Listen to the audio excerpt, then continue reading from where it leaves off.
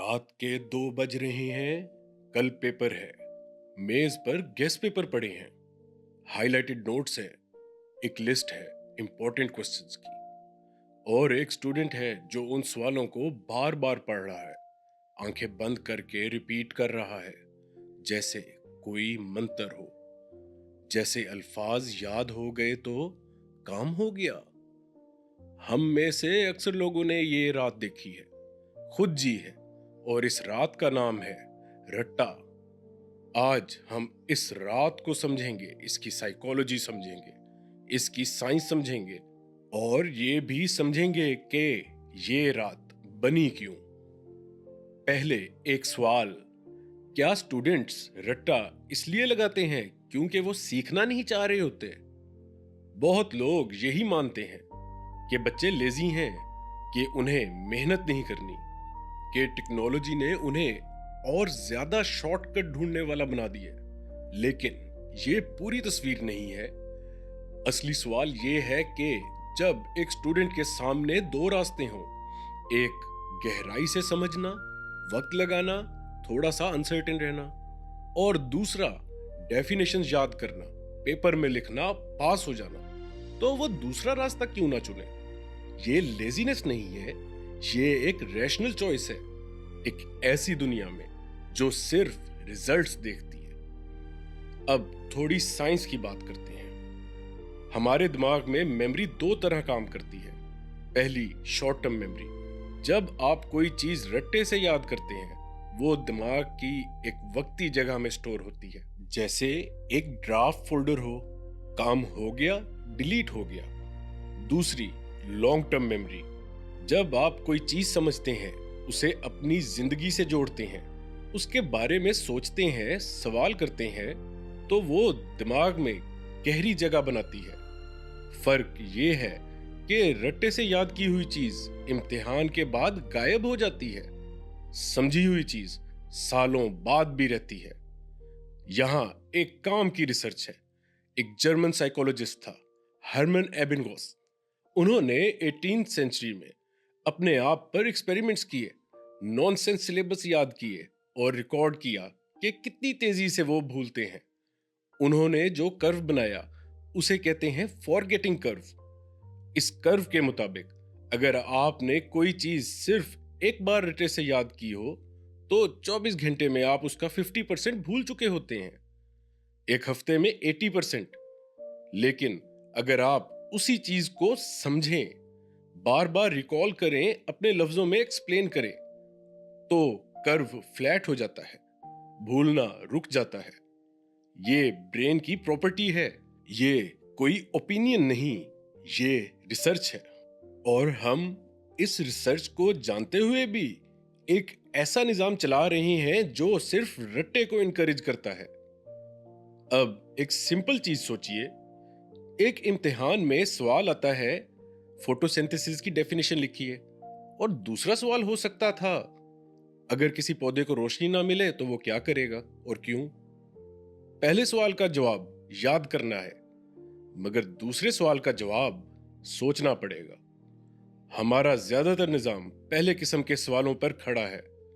Definition लिखिए, factors लिखिए, causes लिखिए। ये सवाल गलत नहीं है, लेकिन जब ये ही सवाल हर इम्तिहान में आते हों, तो स्टूडेंट सीखता नहीं बल्कि अंदाजे लगाना शुरू हो जाता है। वो देखता है कि पिछले 5 साल में ये सवाल कैसे आया, उसने वही पैटर्न दोहराया, वही डेफिनेशन लिखी जो टेक्स्ट बुक में थी, और मार्क्स आ गए। तो सिस्टम ने क्या सिखाया? पैटर्न दोहराना, रट्टा, प्रिडिक्शन।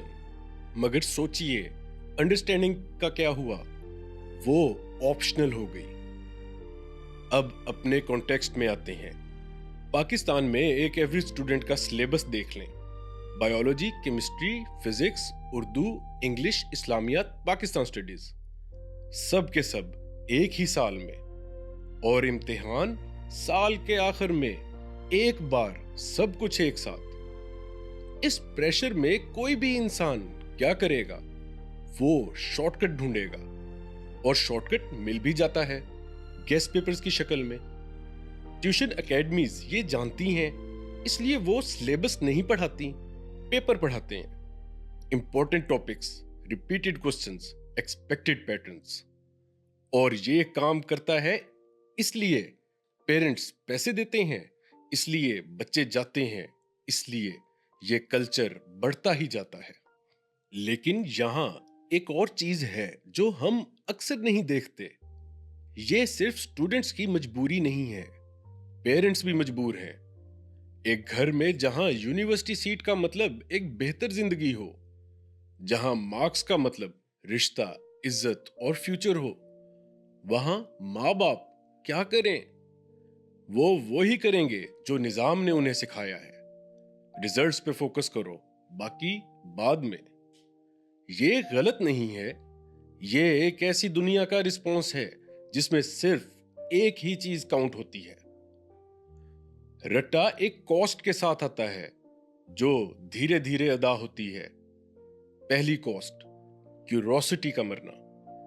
जब बच्चा सीखता है कि सवाल पूछना तो टाइम वेस्ट है, जब उसे पता होता है कि टेक्स्ट बुक से बाहर कुछ काम नहीं आता, तो वो सवाल पूछना छोड़ देता है। वो क्लासरूम में बैठता है, सुनता है, लिखता है, लेकिन अंदर से कुछ नहीं हो रहा होता। कोई जोश नहीं होता, कोई एक्साइटमेंट नहीं होती। दूसरी कॉस्ट, गलती का डर। रट्टा कल्चर में गलती का मतलब मार्क्स का जाना है, मार्क्स का मतलब फ्यूचर का जाना है। तो स्टूडेंट्स वही लिखता है जो सेफ हो, वही बोलता है जो टीचर सुनना चाहता है। अपना कोई नया ख्याल, वो ख्याल अंदर ही रहता है। तीसरी कीमत, पास होना सीखना, सीखना नहीं सीखना। एक स्टूडेंट जो रट्टा लगा के 85% लाता है और एक साल बाद उसे वही सब्जेक्ट पढ़ाने को कहा जाए, तो वो ब्लैंक हो जाता है, क्योंकि जो याद किया था वो तो चला गया था पेपर के साथ, और ये नहीं पता चला किसी को, ना रिजल्ट में आया, ना सर्टिफिकेट में। तो क्या रट्टा बिल्कुल बुरा है? नहीं, मेमोरी एक टूल है, एक जरूरी टूल। डॉक्टर्स को मेडिसिन के नाम याद करने होते हैं, पायलट को चेकलिस्ट याद होती है, म्यूजिशियंस को नोट्स याद होते हैं।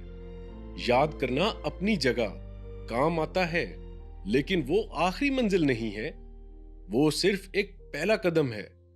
मसला तब होता है जब पूरा निजाम सिर्फ इस एक कदम पर रुक जाता है, जब समझना ऑप्शनल हो जाता है, जब सोचना अननेसेसरी लगने लगता है, जब एक स्टूडेंट की पूरी मेहनत सिर्फ इसलिए हो कि वो 3 घंटे में एक पेपर में कुछ लफ्ज लिख सके, और फिर वो पेपर बंद हो जाता है, लफ्ज भूल जाते हैं और जिंदगी वहीं की वहीं रहती है।